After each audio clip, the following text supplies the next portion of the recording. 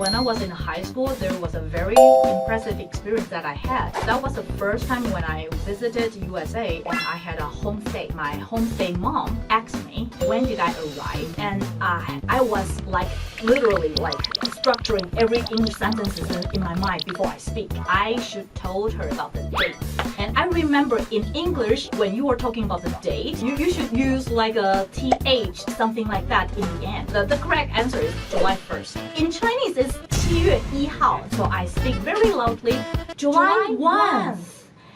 I try to pronounce the very accurately. That was the time when my homestay mom, she smiled very politely. Oh, you were talking about July 1st. But that is the learning process. So when I was talking about this to my students, embarrassing experience would be a good teacher for you in your life. It's a very cute story there. I love that. Hello, everyone. Welcome to our show today. My name is John Drummond, or Yang Haoen. Hello, 大家好，欢迎各位再度来到 NG 英文，我是 Angela. We have a great episode for you today with my good friend Sunny, who's known around the professional and Taiwanese community as Sunny Wu. Unfortunately, Angela will not be joining us today as she has COVID, so please send her your well wishes and love in the comments below. Get well soon, Angela. My guest today is Taiwanese, and she has been teaching in Taiwan for over 20 years now. She is a high school English teacher, the creator of Reading as a Family fan club, a lifelong learner, and so much more. So everyone, please welcome my good friend, Sunny. Hello, good morning or good afternoon or good night, everyone. You're right. You'll be doing a good morning and you'll be doing a good evening / good Wow, night. it's 24 hours. 24 hours, that's right. No problem. Sunny, thank you for joining us today. It's my honor. It's my honor to be on your show. You know, we've been talking about this for a while, haven't we? Yes, we have been talking about that, and I am so happy to be here. Finally, it's so great. You're doing so many beautiful things in the world of education here in Taiwan with your fan club, with your teaching at high school, an incredible high school here in Taipei. Right. You're doing work with our company, Xi Pingfang. Yes, and I would love to show my thankfulness to Xi Pingfang Charlie, especially because he also graduated from the school that I'm working for now, and that is so-called 缘分. What a good 缘分 that we have in this part. So several years ago, when Charlie once meet our school, and he was helping to have like a summer activity or something like that, and that was the first time I met him. And when he was introducing his company and the learning process about Xi Pingfang, and I think that we have the same ideas about teaching and learning. I love it. Yeah, it's so beautiful. Very serendipitous, too, we might say. Serendipity. Yes, yeah, indeed. Right? And it's so cool because then you and I got to meet and we've worked together now a bunch. And we've been talking about mental health together and meditation and all kinds of cool stuff. It never occurred to me that we can talk so much, not only about teaching, but also more about the ways of learning and ways of living. The ways of living, yes. Right. It all connects, right? Yes. But so cool. Sunny, I was hoping you could do a quick, though, self-introduction about yourself. Who is the woman, the myth, the legend, Sunny Wu? I am currently an English teacher in a high school, 师大附中, and I've been teaching for around 20 years. And I am also a mother of 3 daughters. So that's pretty much about me. Pretty much about you. Yes. Incredible. Yeah, and we've got to meet through the high school that you work at with Charlie. Right. And you've got this incredible fans club that is so focused on education as a family unit. Is that right? It is. Interesting enough, in the very beginning, I started the reading club the family reading club around in 2018. And originally I was taking a film with my kids, and we were reading picture books in English. And I thought it would be fun to film what is going on when I was reading my kids the stories and what is their reactions would be. And when I uploaded to the YouTube, I found a good reaction because there are many needs from parents who really wanted to know if you read your kids an English picture book, and how do you guide your kids to read those English picture books. So I started to think that if I can do one club, can I do more? And can I start it with sharing more tips using my own expertise in teaching English? However, using my 3 little daughters at the time to be my models. Your test subjects. Right. Yeah. So it was also very on beyond expectations, because I started in 2018 with only 3 people in my fans club, me, my sister, and my husband. and it turns out to be positively good from and we kind of have like activities, and started with like small activities, and there was during those years I also have the press conference to be lucky enough to introduce my ideas of reading club in the family. And I also got video shooting with Adi, with one of the very famous YouTuber yeah, Adi, yeah. and he was also very in support to introduce my fans club to promote the family reading. Yes. Yeah, I just love it. It's so beautiful. And kind of to sum that up, you're thinking about how can we create more bonding and learning opportunities within the household, Right. instead of just kind of outsourcing all the learning to schools and Right. cram schools. And yes, of course, that can be there too.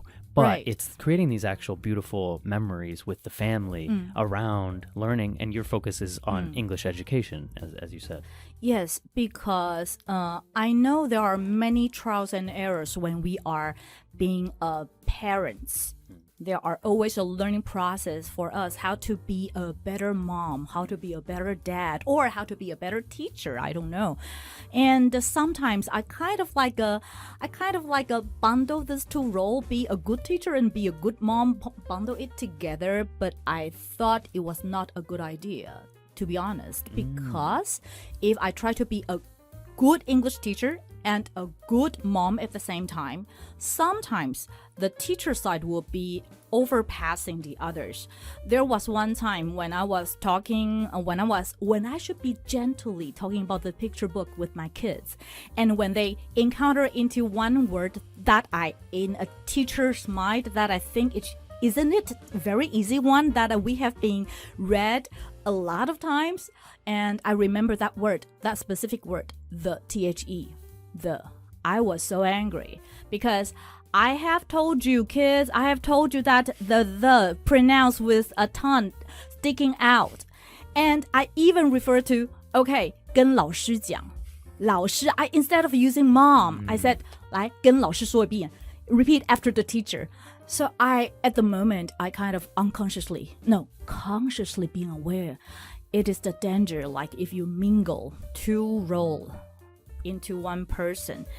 So at the time, I think reading project in a family, if you wanted to start doing this, choose to be a mom instead of being a teacher. Even though that you wanted to be a teacher, of course, being a parent is always, you are the first teacher your kids will ever have. Yeah, so well said. The first teacher your kids will ever have, and such an impactful one at that. If you can cultivate this curiosity for learning. And I know a few of my good friends who also have children. Yeah. They listen to podcasts Yes. together with them, Right. and they just do it from, like you said, the father role of Right, hey, right. what do you think about that? Not like, did you get that? Right, So because beautiful awareness. Instead of asking for the accuracy and the grammar part, leave those parts to their school teachers. What those school teachers cannot take away is the mental support as being a mom and being a dad. So I'm still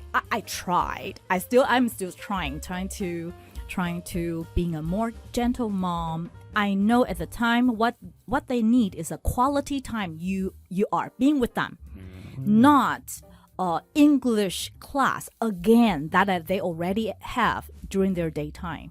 So I keep reminding myself about that. That's beautiful, beautiful advice. Yeah, separating those two, but you're still actually doing educational things with them. And Sunny, thinking about, you're doing your fans club, kind of this family reading club. You're teaching every day at a senior high school. Yes. One of the most prestigious in Taipei. You've been in the industry for so long. Yeah. And I'm sure people ask you, what about burnout? Have you what are you doing right now to cultivate yourself to continue being this shining light for students? I have always told about how can you continue your teaching passion. And I think that the way that you try to find the passion is not from others.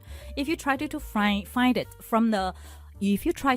the passion from others, you are working just like in a moon. A moon needed to find the light be reflected, right, from the other planets. From the sun, yeah. Yes. Wow. However, on the contrary, if you can be the sun yourself, if you are the solar planets yourself, you can generate the energy by yourself because you love the career that you're doing and because you love the process that you're doing every day. So you are not finding the achievement because of the student's score. Instead, you love the work itself. And oftentimes, I think I enjoy being standing on this podium, helping my students, and I'm already being happy enough when they learn even a little bit something. It's not about the grades, but the growth they show when they are encountering difficulties. And I generate the passion and I generate the love toward the career that I am doing. So I find myself a sun in me. So I don't need to. So that is the continuous, the lasting, sustainable energy that I can have for my career. Wow, such a beautiful. It's like a Chengyu right there, like the young Yue something, like we gotta get. Wow, but so true, right? So you're figuring out how to become that source of your own happiness. Indeed. And when you have that energy already inside you, you Right. can actually be a better teacher. You can be a better everything, really. Yes. Yeah. Yes, Such a yes. great metaphor for life right there. Well said. And just for our listeners to kind of sum that up, instead of looking outside Right. for external validation, It is. you are trying to now cultivate all of this inside you. Like, Right. I love teaching because everything in me. Right. And then you become a better teacher because of that. Is that the idea? Yes. And Well said. Right. And the second thing is about my personal life. Wow, that is a quest that we will always try to explore more. I am still looking for what I can be, but I'm sure there are 3 simple words that come into me when I was reading a magazine recently.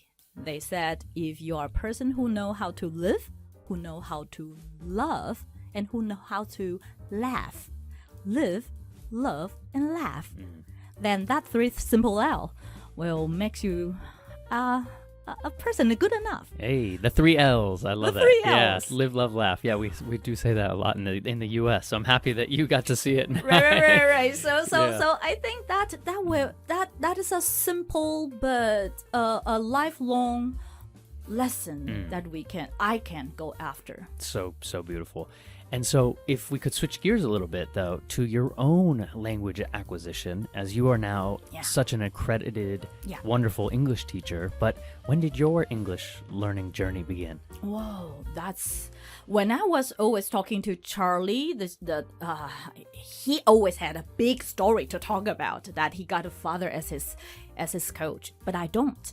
I had myself, but I am the personality. I have 2 good personalities. Number 1, I am not afraid to lose faces. And number 2, I am very happy to imitate the voices that I heard when I was little. So being an imitator, just like being a parrot, that is always a very good first step as a language learner. And not afraid of losing your faces will even better for you to say something out loud and be bold enough to practice the language that you learned. And I know that when I was in high school, there was a very impressive experience that I had. That was the first time when I visited USA, and I had a homestay. And I remembered my homestay mom asked me, when did I arrive America? And I was literally structuring every English sentences in my mind before I speak. So I remember that she was asking me when, so I should told her about the date, and it was the correct answer is July the 1st, right? July 1st. And I remember in English, when you were talking about the date, you should talk about, you should use like a TH, something like that in the end. So I speak very loud, since it was July. In Chinese, it's 7月1号, so it was 1, right? And I should put a TH after that. In my mind, I was digesting that. So I speak very loudly, July 1st. And I try to pronounce the th very accurately. So cute. July 1st. And that was the time when my homestay mom, she smiled very politely, saying, "Oh, you were talking about July 1st." And that was an embarrassing moment, very embarrassing, because it was in front of a lot of people when I was trying to impress them about my accuracy in English. And actually, I was making myself more or less like a joke. I think, but that is the learning process, and I will never forget that. So when I was talking about this to my students, the embarrassing experience would be a good teacher for you in your life. Yeah. Well said. Beautiful advice. Very cute story there. I love that. But yes, I can imagine it, embarrassing, but such a wonderful understanding moment for you that, hey, actually, you know what? I can lose face and carry on, and you probably had to experience that many times. Right.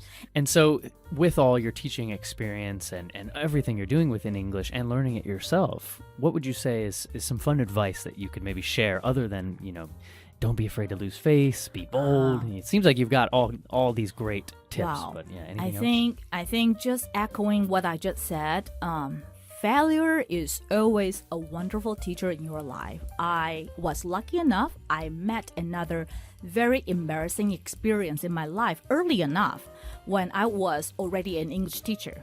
And there was one time when I was invited to be a commentator in an official conference. However, I still remember that was in the year 2006. And at the time, I was way too confident about the essay that I'm going to give comments, because that should be one of my expertise.